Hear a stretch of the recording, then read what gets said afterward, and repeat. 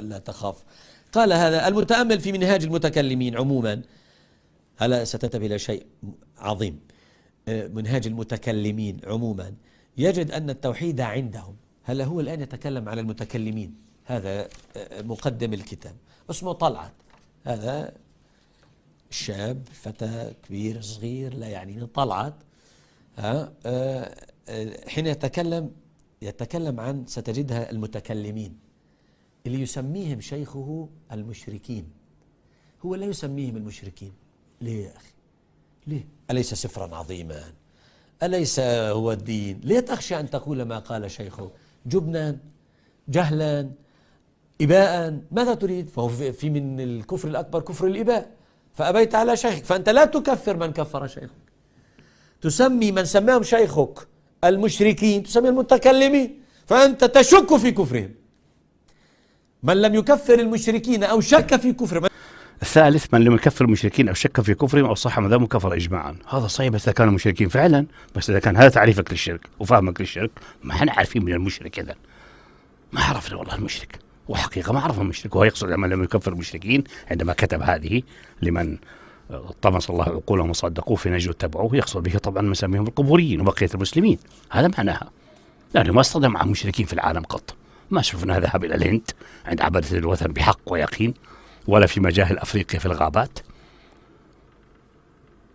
ولم يحتك هو نفسه ولا أتباعه اللهم إلى القواسم مع الإنجليز. فأبيت على شيخك، فأنت لا تكفر من كفر شيخك، تسمي من سماهم شيخك المشركين تسمي المتكلمين، فأنت تشك في كفرهم. من لم يكفر المشركين أو شك في كفرهم، أنت لا تكفر المشركين، تسميهم المتكلمين من أول ما بدأ. فقال أن هذول أنهم التوحيد عندهم اعتقادي. طبعا كل هذه الشنشنات أباطيل تحت قدم نبي الله. الدين ما قال الله قال رسوله.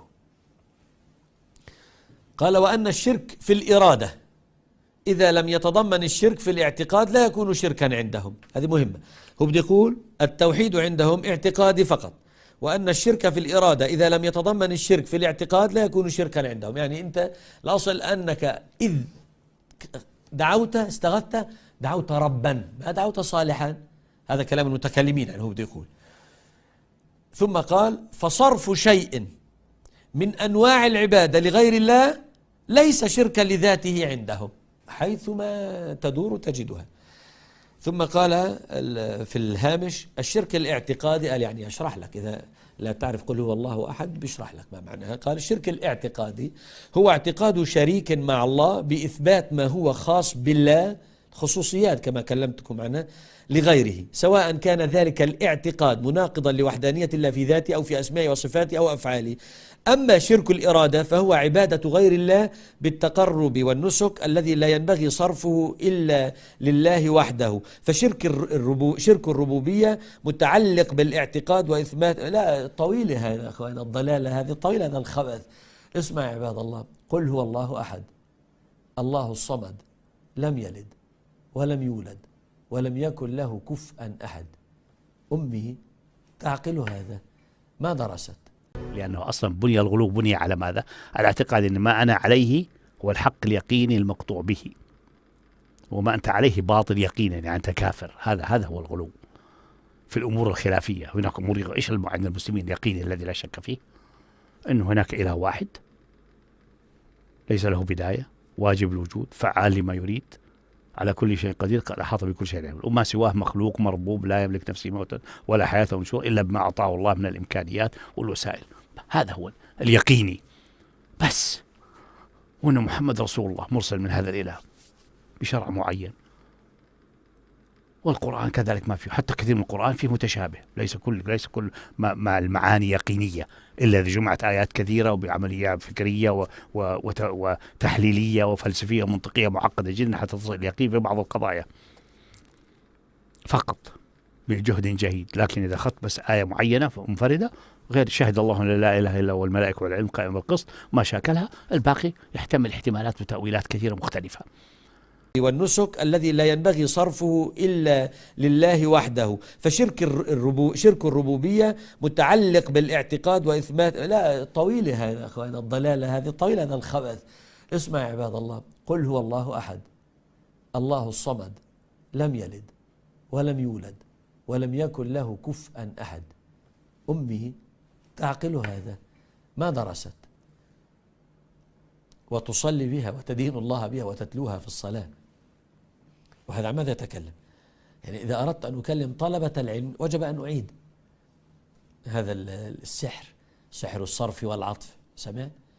الله لا إله إلا هو الحي القيوم لا تأخذه سنة ولا نوم له ما في السماوات وما في الأرض من ذا الذي يشفع عنده إلا بإذنه يعلم ما بين أيديهم وما خلفهم ولا يحيطون بشيء من علمه إلا بما شاء وسع كرسيه السماوات والأرض ولا يؤوده حفظهما وهو العلي العظيم. أيما أبين وأيسر؟ سمعت؟ قال بعدها ليس شركا إلا إذا تضمنه عندهم هذول المتكلمين اللي هو يستحي أو يخاف أن يكون مشركين كما قال شيخهم.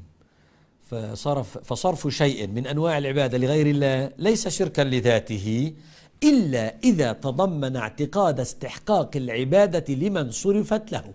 هذا أصل الدندن يا إخوان. هم بيقولوا عندهم إذا صرفت شيئا من العبادة لغير الله فهو شرك.